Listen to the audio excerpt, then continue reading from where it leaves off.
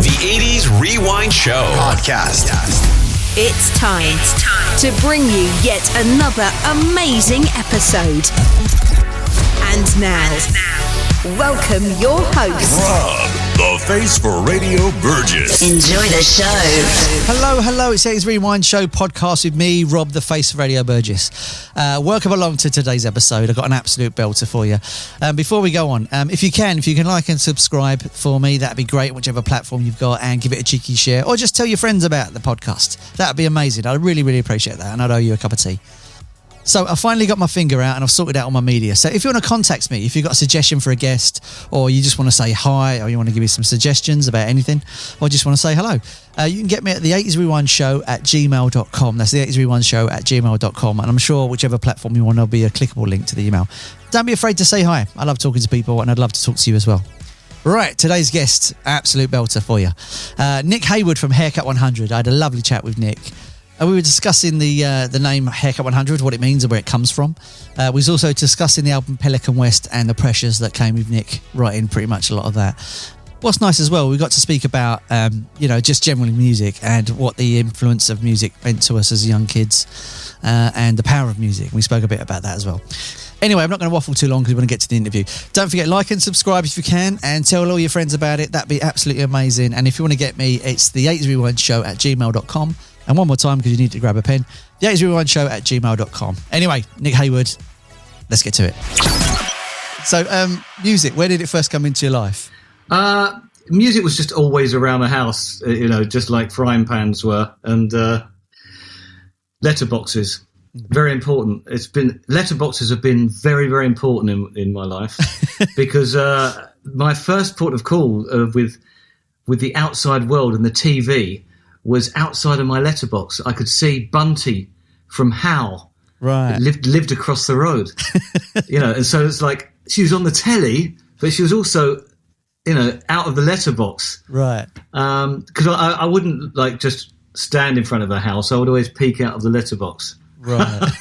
and after a while, I got to. She gave me a lift to school in her old car that was like an old Lancaster. Right. And she was very kind of, come on, children, get in the car. I don't know what she was doing living on this where it was, because this was like a little modern housing estate. Right. But Bunty from Howe did live in this not such great area, across the road from the station. It was weird, but so music and kind of the TV and stuff was very close by. Tony Hatch used to live up the road as well. Wow. I don't know why people from music and the TV lived around the area, but everybody in Beckenham just had this beacon of David Bowie. It was like David Bowie was the shining light over everybody. It's like wow. he was a god in the area. David Bowie, he lives in the area. He lives. Everybody's trying to find out where he lives. And we thought we did, and it was just any house that looked weird. It's like, that's his house. That's his house. Funny enough, in my town, Bob Geldof lives here. We do the same thing. We go, that must be Bob's house. Yeah. And then a week later, that must be Bob's house. I know what you mean. It's celebrity house spotting. Yeah, and sometimes they are what you think they are. They're enormous. But other times, like myself, it's like, he lives in the shoebox down up the road. Look at that. I never thought of that. That's a strange one. But his basement. So this was Bunty from How was in a shoebox across the road. Wow. And then there was a lot of music around the house. You were saying jazz. Yeah. Jazz, big bands, Dad especially into that, and Mum was more into the Carpenters, but Dad just loved jazz, and he took me to see. I don't know why he took me. Yeah, it's strange, and maybe my brother wasn't around or something, but I remember we just went to see Count Basie, Ray Charles, and Oscar Peterson, and maybe it was the last two tickets or something, because we were right at the back. Yeah. But it was just amazing to be in contact with those guys. But I just took it as this is music. Yeah. This is what it sounds like. It sounds otherworldly, really, really complicated. And how on earth would you ever consider doing this?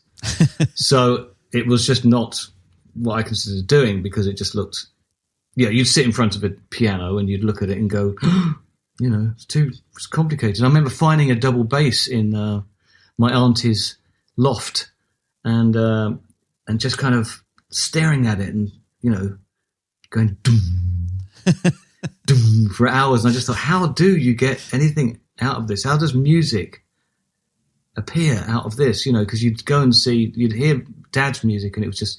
And I was just staring at this double bass, and and I still love the double bass. I just love everything about it. The sound of it is, when I first heard the double bass in classical music on Gustav Mahler's Fifth Symphony, the Adagio for strings, Death in Venice, and it was just when it's this kind of overlapping kind of. It sounds like gentle tide, and it's just the way the strings come in, but then the bass comes in, double bass, and it just just moves you, yeah. And I've been trying to make music that has moments like that in, I didn't know how to create it. You get a band together, and that's not going to happen. You can't get that going, but the more you learn about music, the more you can now even sit at home as I do. You've just got all this stuff, and so I'm creating those moments, even just for my personal files. Loads of double bass going, strings. I've got loads of string things and stuff. You go, they're like, he's at his bass again. Leave him alone. Yeah. He's in his room. Leave him. Yeah, I could really be happy just in a loft listening to bass, double bass all day. I love it. So where did guitar come in for you? Was it just an easy instrument to pick up? Was it an instrument that was around for you? Well, my biggest influence was next door in my brother's room, because he was a guitarist. I was the organist. Right. That was my first instrument. A little red organ that only had like 7 notes. It was like a mini Moog, but it was red. Right. But it sounded awful. I mean, I would literally sit there and go, it wasn't inspiring, but I thought, well, I can't be a guitarist. My brother's a guitarist. I'll be the organist. See, right. I was thinking like a band even then. And then I've always wanted to start bands, to be honest. But it was, Pete taught me D major, and I was off after that. It was like, and then C came, and then G, and then Fantastic Day. Yeah. That was it. I was off. Wow. And I couldn't learn songs well, I remember. So I was just went straight into making up my own.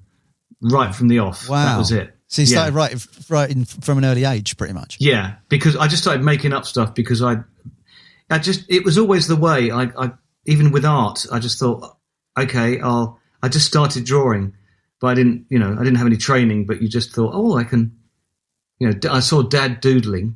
He did a good Superman, Dad, and so I was like, that's good. Right, and then I just learnt to do that. So I just had a sort of a fist of Superman, right? And that's all I could draw for years, probably. But I drew it really well. Yeah. And then same with music. I just got D together, and D, C, and G, but Fantastic Day actually didn't come straight away. It came when I learned to play and sing at the same time. That's when that came. Right. So that was that thing of I've got to sing something now. Because at first I was just into making up guitar melodies. Right. I would have probably if I'd have found a singer, I would have been like Johnny Marr, probably just making up little musical ideas. Yeah. I mean, you've got an amazing style. It reminds me of Nile Rodgers from Chic. It's like chicken scratch, he calls it. You've kind of got that sort of chunking kind of playing, if you see, like a rhythmic playing. And it's an unusual style for, it seemed to have come out of the 70s as a style. But I noticed when I was listening to the albums, like you've got that sort of style. And I love that style. It drives it like the drums would. It's an unusual style. It's a lovely style to have picked up because, the first time in a similar way, I was listening to Johnny Marr talk about this. And because his was Hamilton by Hammond, Disco Stomp. And that was the same record that I first heard that guitar and thought, what is that? What is that? What's that rhythm? Hypnotic rhythm. And I remember playing it on the B-side of Favourite Shirts to a song called Boat Party, where it's just got this everybody do the disco stomp. You know that song? Yeah. Just lovely. And I remember when I first heard that in a club, it was Azalea Hall in Beckenham, and I was just kind of, wow. The whole place, the bass as well, it was moving like this to this brilliant song.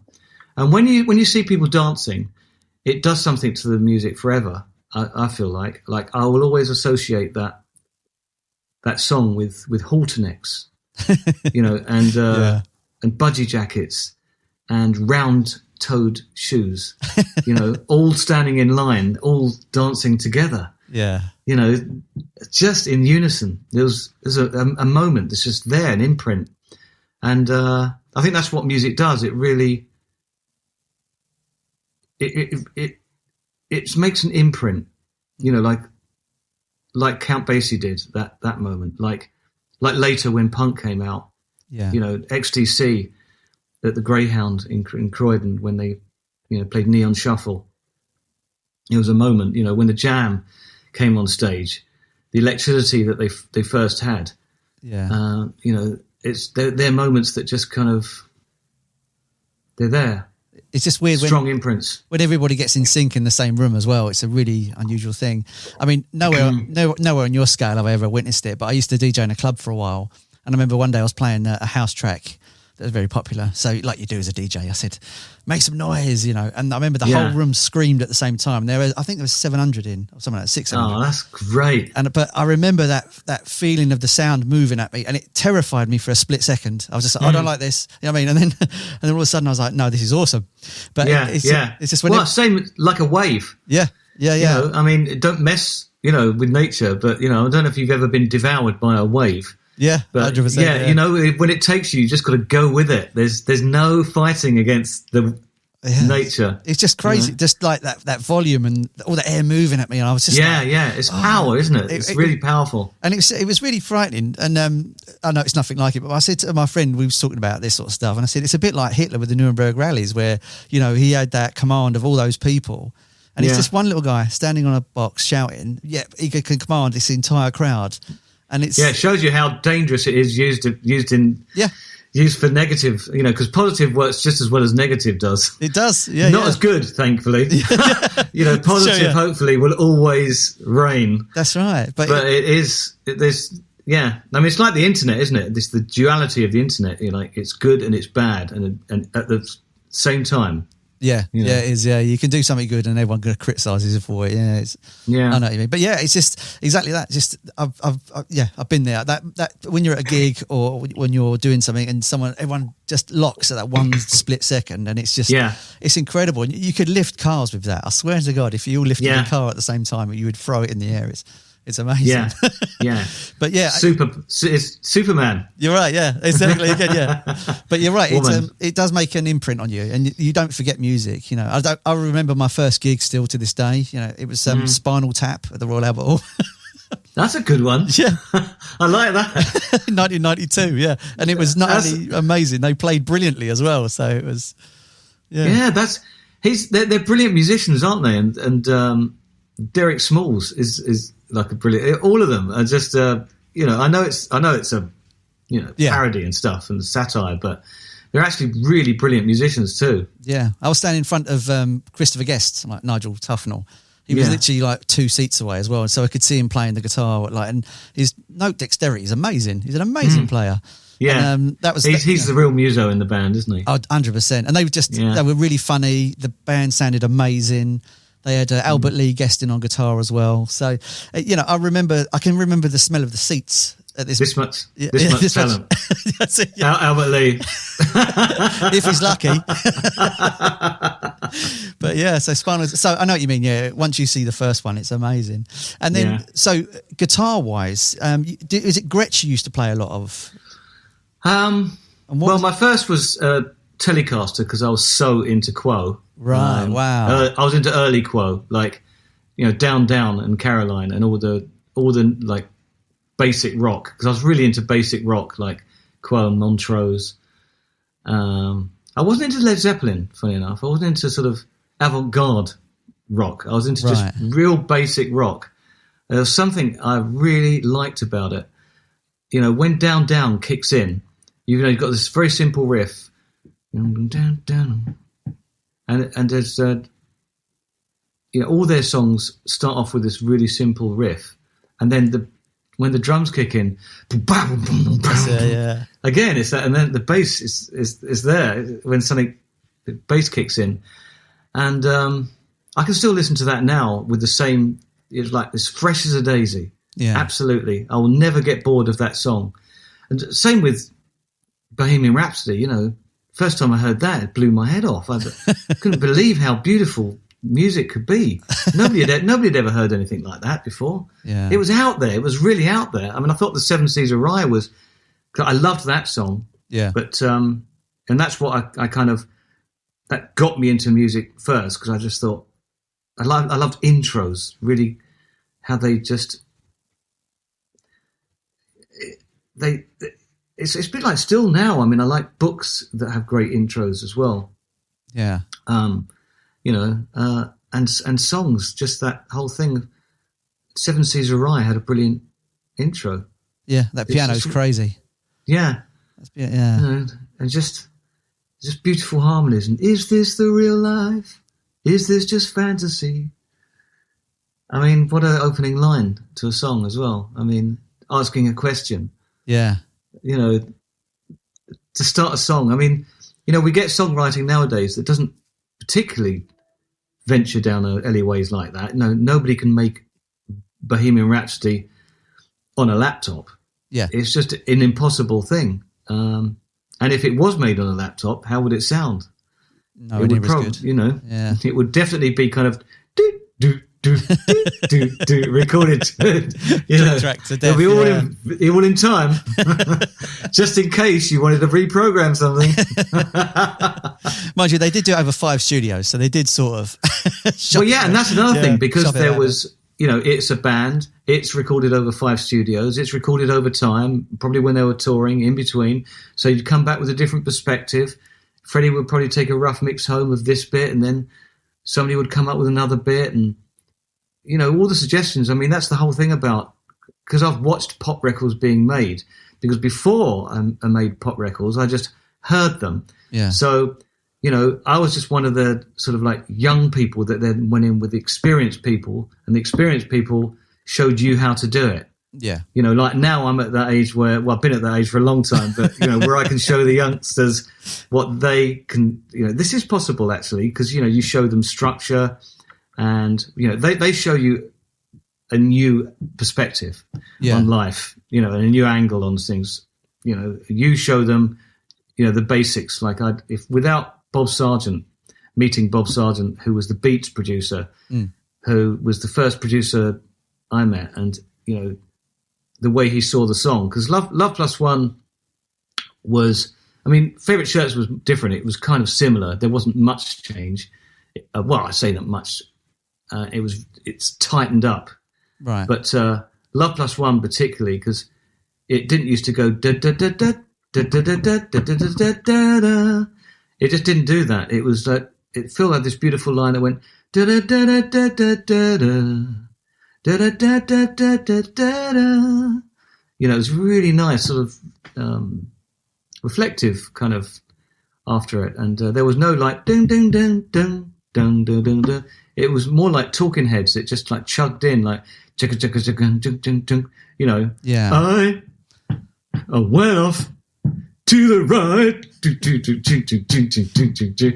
because I was a huge Talking Heads fan, and that's the beauty of the influences, because you just because I was a Talking Heads fan, if there would have been 6 Talking Heads fans in the band, we would have sounded like an exact replica of Talking Heads. Yeah. And you see that with bands like Fleet Foxes have got, you can hear a slight Beach Boys in there now. But, at first, apparently they were they were just such Beach Boys fans. They sounded like the Beach Boys and Elliott Smith, because they loved Elliott Smith too. So that's what they sounded like. And then it was that moment of maturing and going, okay, well, we're not just going to be derivative of this. We've got to be our own band. So that's when the kind of voices and this sort of eerie chapel sound started to come in. Huge. And that's when they become, that's when you set yourself adrift from the harbour, and everybody kind of goes, oh, look at that boat. I like that. That's an interesting one, And I felt like that's what needed to happen in music, because it was such a busy harbour. Yeah. That, I just thought, how are we going to get noticed? Well, not going to get noticed too much being called rugby, which is one of our names. So, it was that moment where Heck Up 100, that stuck, because that's a great sail. That'll look great on a sail. Heck Up 100. Okay, right, great.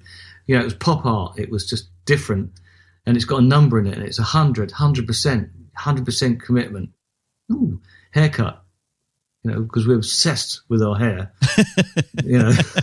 and getting it right, and finding the right barber. I mean, that's all we did. It's like when you find the right barber, you're just there. We couldn't find anybody to give us the right hair until we did, in Olympia. So was Haircut 100 just about aesthetically how it looked? Yeah, I was literally just a word fanatic and commercial artist. I was a commercial artist. They're working as a commercial artist. So words just meant type.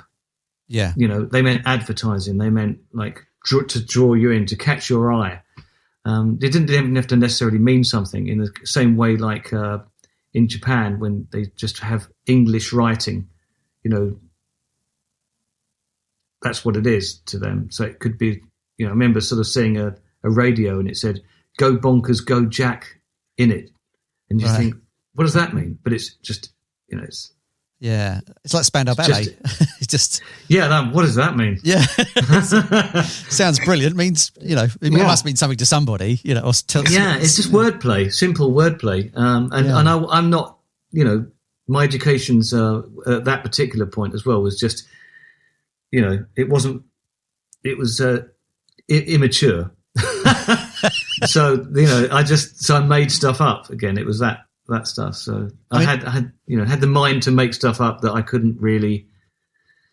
didn't know about. Well, that's creating though, isn't it? There's nothing wrong with that. That's more. I liked Captain Pennyworth and Moving England. I thought they were good. Yeah, they could have stuck. They could have stuck. I mean, I think would have been more indie if it had been Captain Pennyworth. It reminded me of sort of an Elton John vibe, the Captain Fantastic. It reminded me of that sort of vibe of... Well, I slept outside all night to get Elton John tickets for the Captain Fantastic tour. Did you see it? Was it good? It was brilliant. Yeah, absolutely brilliant. Got tickets right at the front. Wow. And, that's only because my mate Austin is an Aries, and everywhere you went with him, you always got in first, and that was that. I'd been to see XTC loads of times, but never met them. Yeah. And then I go with Austin, and next minute we're sitting backstage with XTC talking to them, because Crazy. Austin, he's just like, yeah, I'm sure we can get in. You know what? My father-in-law's brother did exactly the same thing with the. When Led Zeppelin played at the O2 about 10 years ago, he went to that and decided he was going to get in without having a ticket, and I don't know how he did it, and he got all the way in and was standing in the front row, no ticket. He just blanked his way in. There's a way. Yeah, and apparently what happened was I don't know if this is true or obviously he's made this up, but apparently he went to the door, and then I think it was Liam or Noel Gallagher was there, and they said to him, "Have you got your tickets?" And Liam or Noel, he says, I don't need a ticket, blah, blah, blah. So while they were fuffing around, he went behind him and in. So it's just, he saw it for free. It was amazing. Yeah, that's brilliant. That is brilliant. Living in the present, eh? Yeah, I was just like, jammy sod, it's amazing. It's brilliant. So songwriting-wise, when you started, when you was writing things like My Favourite Shirt and Love Plus One and Fantastic Day, they're sort of like love songs to a degree.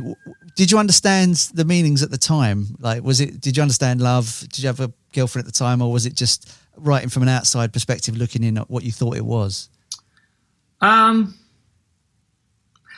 Well, they were quite teenage lyrics, you know, because they were written on the go kind of thing, you know, like Favourite Shirts just came because they were words live, and then when it came to record it as a single, it's like they were the latest words that they had stuck in my head, because I used to just sing, and it wasn't kind of sitting down as a lyricist and writing, you know. Yeah. That kind of came later, really.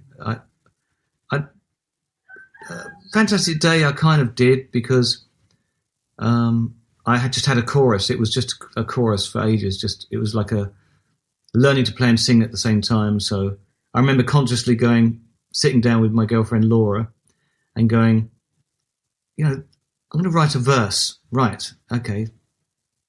So all the influences around at that particular time were just shared in this song. You know, there was a great amount of strain about getting on the train every day and every night was what I was doing every morning, getting up and going to work as a commercial artist on the tube. So, you know, down at the tube station at midnight was playing. So probably wouldn't have written that lyric if I wasn't a Jam fan.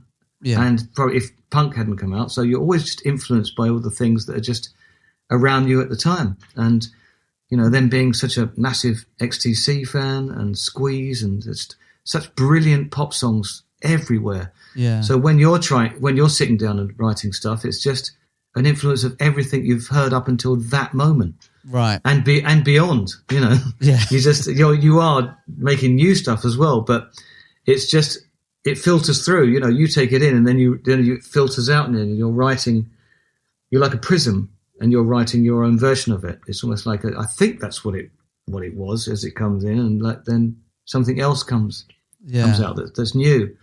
But you just, at that age, you just want to be like the people you love mostly, but you can't emanate them completely. So you do your version. And that's the great thing about bands and then other influences. I mean, the producer, Bob, was just as much a band member, really, as anyone, you know. We didn't have a marimba player, but he played marimbas. And wow. I remember going, oh, that's good. That's good, Bob. I really like that. That's, you're thinking of, like, keeping that? It's like, because it was just going, ding, ding, ding, ding, ding, ding, ding.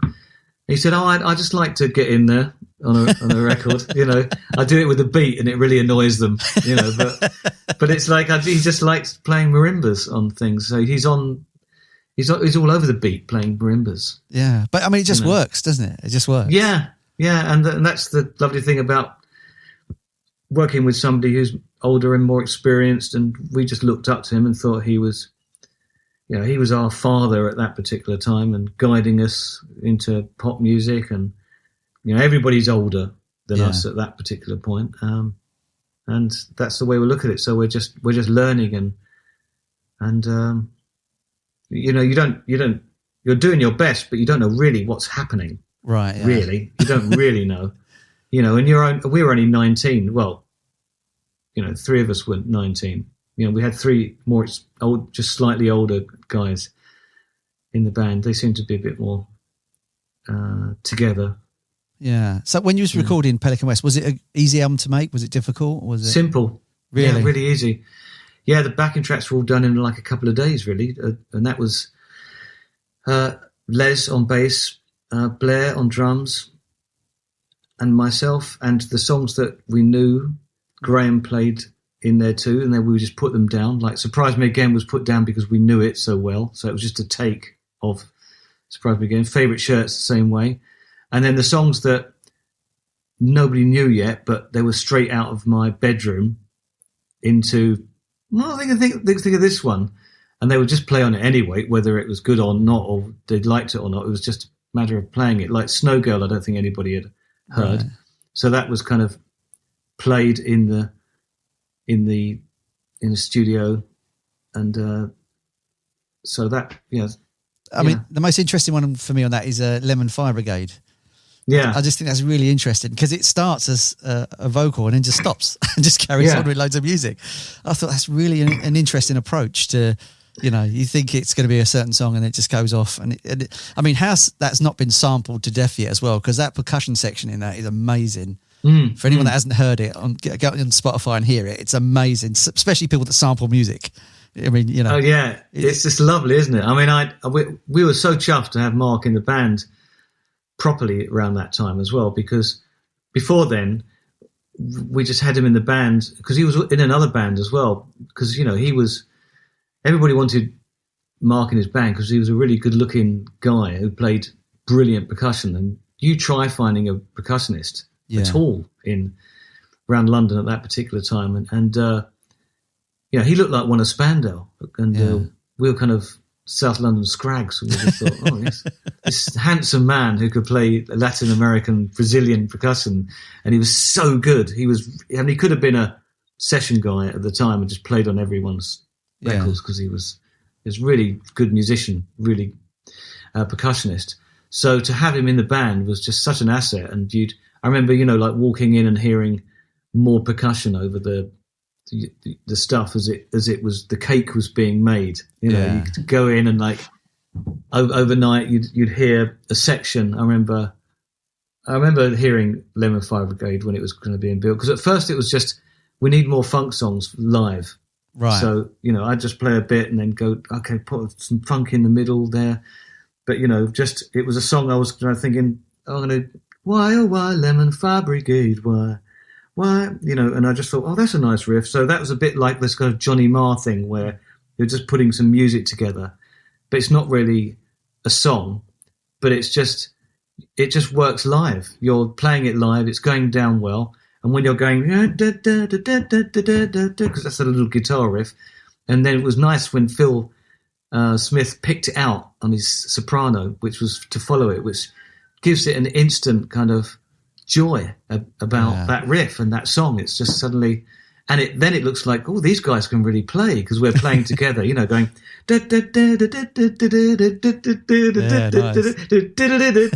and then having Blair in the band meant we could actually go and it's like, oh my God, we could actually sound, we could aspire to sound like Earth, Wind and Fire if we wanted, which was, they were a big influence at that time. I was working as a commercial artist in this place called it was a Duck Lane somewhere just behind Wardour Street, and there's a guy there, and he just played Earth, Wind and Fire non-stop every album. So I learnt the whole thing because it was just every day. That's what it would play. So, those things, all the brass lines were just swimming around my head during punk. Punk's kicking off. I'm going down to sniffing glue on the corner to sort of look through the fanzines and go and see Chelsea and the Cortinas, and all this, and Right to Work and The Eater and, Generation X, and then just listening to Earth, Wind and Fire all day. Funny, if my mum played them endlessly when I was growing up. It's Earth, Wind and Fire, Michael McDonald's Yomo Be There album. They were the ones I remember were just rotated constantly. And that's how it gets kind of like recycled, doesn't it? Yeah, I love music. I love them now. Now I'm older. At the time, you think, oh God, here we go again. Yeah. And then now like on my own from the Michael McDonald album is amazing. It's an amazing song. Like, it's magic, isn't it? You hear it and just go, it's like looking at a Turner painting or something. You just go, how on earth, what the skill that's gone into that. Yeah. And you think Michael McDonald, what a singer developed, and all the brilliant engineers and producers around that were working with them, and players, all the players that were playing on all that stuff. Amazing. Were top guys at the time. It's just a lot of those American sounding records, they had this sort of warm glow over them. I can't explain it. Like they feel like they're wearing a jacket. They kind of just, it's like Zoom by Fat Larry's band is another song. I can tell you where I was when I first heard that. I was probably 9 years old. I was sitting me and my mum had a flat. I was sitting on the carpet. I'd just eaten Weetabix and that came on the radio, and I remember it to this day, like watching a film. It's amazing. Yeah. Like and that warm glow is probably confidence. Yeah. Because that's it's in the culture over there. Yeah. It's confidence and optimism. They will find a parking space. The pessimism you get here is just in the culture. I still do it, oh no, it's full. No, it's not full. Yes, it is. And you feel it with musicians as well. you just have that. You have that here. That you can feel the difference between American musicians and not everyone, of course. Yeah. But just generally, you can generalize with that. It's kind of known that there's this just kind of confident spirit that they have. It's not an ability, same ability, both sides. Yeah. But it's just different cultures. And when you get that warm glow, you hear Earth, Wind and Fire, and you just go, it just swings. It's like hearing big band American stuff. It's just, they play in different places that are just pure optimistic joy and confidence. I'm just going to go for it. Like your mate that just got in to see. That's right. Yeah. It's the whole country's full of those guys. Yeah, I'm definitely to not a one. penny over there. So when you was obviously Pelican West come out, was you touring a lot at the time and writing at the same time? Because I know it was quite stressful for you to do both, wasn't it? Was it really draining you at the time? Well, I didn't know how to say no. That I'd not learned that one yet. Mm-hmm. So just said yes to everything and just never said no. So I just worked. So I'd go from the studio up all night, then go and do to the TV, do a TV, and then not sleep again. And there was no drugs involved. So it was just on adrenaline. So, and I just didn't know how to pace myself really. So that was it really. So I was watching Normal People last night. That fantastic show about the Irish couple meeting at school, and I've seen that. I think, yeah. Oh, it's so good. It's really, really good writing and really wonderful acting, and everything's really authentic about it and simple and authentic. And it's the same thing though. You can recover really quick when you're younger like that, but it does. You think you've recovered, but like many young kids are finding out now with, there's a lot of self-harm and there's kids needing more therapy and there's more stress around at a high level and people online, and there's just as much, it was probably just as much around then. It's just different. You just didn't deal with it. You've now got therapists and people even in schools, Steph will cover stuff like that. But, I was one of those kids that was a bit sensitive to it, and so I just wasn't dealing with it too well. But it didn't matter because I was so excited about everything at the same time. So you just go, oh, health? Who wants that, Yeah. Sleep when I'm dead. Yeah. I don't want to sleep. It's too exciting, But it catches up on you. Yeah. Yeah. And that was that one of the reasons that the band and you parted ways because of, just not being able to communicate, and also we had no management. So just imagine for a moment that Manchester United didn't have a manager, right? Or Chelsea or any team, any team without a management is, and everybody in the band is managing it and their parents. Oh, I see. Right, yeah. If it's not great. If you guys had took a couple of months off, do you think it would have worked, or do you think it was you'd outgrown each other and musically you were changing, or? I think the manager, or would have definitely sorted it out, because I think a lot of people around the same time had the same thing happen. Right. Okay. It was a lot, but just they would go through the same problems, but they may be just having management or surviving through that and being able to communicate more. Then you're down to the individuals. Because, nobody wanted to work with Jeff Emerick. They didn't want to sound, I wanted us to sound better. I did. I was quite competitive. I heard it at ABC and I just thought, the other bands, and I thought they sound better than us. So I don't want to just do the same thing. I want us to progress. Yeah. And I think we sound a bit thin. It's good, but I want us to sound beefier, because we did sound beefier live. Right. And if you want to know how a Haircut 100 would have sounded like, it's North America. That's right. That's what I wanted it to sound like. Yeah. So it would have sounded like that. We would have sounded. Whistle Went Down the Wind would have been our first, probably number one. Yeah. Sounding like that, because Jeff was, amazing. I mean, it's amazing. Just, to get the chance to work with him as well. I couldn't believe But I was the only real Beatles fan at that particular time. Yeah. For people that don't know, we should say he was a Beatles producer and a pioneer and an engineer, and he could rip anything apart and change anything and make it sound incredible. And he's amazing. Yeah. I think and he just made Imperial Bedroom by Elvis Costello. Wow. Which was my album at that time. That I just thought, this is how I want it to sound. This is it. This is it. Okay. We've got 5 minutes to the next one. Interview. Oh, okay. Oh, okay. Sorry. Well, you know. Sorry, is that another tease, really? I could talk music all day. Sorry, Nick. No, that's good. I can talk for hours about that period. It's such a lovely period of time. Yeah. You know, and we're re-releasing Pelican West for the 40th anniversary. So I'm meeting up with Mark Fox next week, and Ben from Demon, and Daryl Eastley, who's a lovely man. Who is, I think it's him that's like behind the driving force behind it, really. Right. You know, because he's such a fan of the album. So yeah. So I think it would definitely be a labour of love, because it was a labour of love, as Mark said to me the other day, for everyone making it. Yeah. Is there going to be like bonus tracks and demo versions on the release? Yeah. Some of the album that was recorded at the Manor that didn't get finished, that'll be shared. I mean, I'd like to share as much as I possibly can.